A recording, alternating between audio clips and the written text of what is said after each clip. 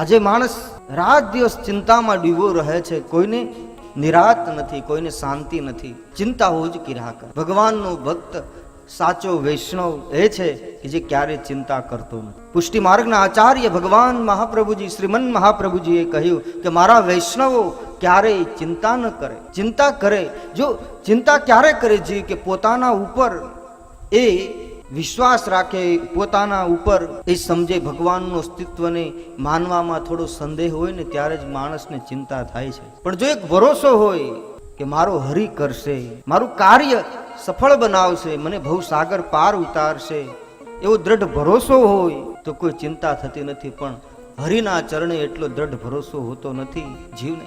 થોડું સુખ દુઃખ જીવનમાં આવે ત્યાં આખી પરિસ્થિતિ પલટાઈ જાય છે. દુઃખ આવે તો ભગવાનને આદ્ર પુકારવા લાગે, અને જેવું સુખ આવે સુખમાં ડૂબી જાય એટલે વળી પાછો ભગવાન ભૂલી જાય છે.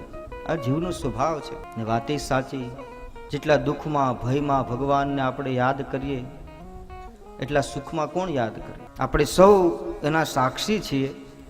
2 સદીના સાક્ષી છીએ આપણે. 19મી સદી પણ આપણે જોઈ છે અને આ 20મી સદીમાં પણ આપણે અત્યારે જીવી રહ્યા છીએ.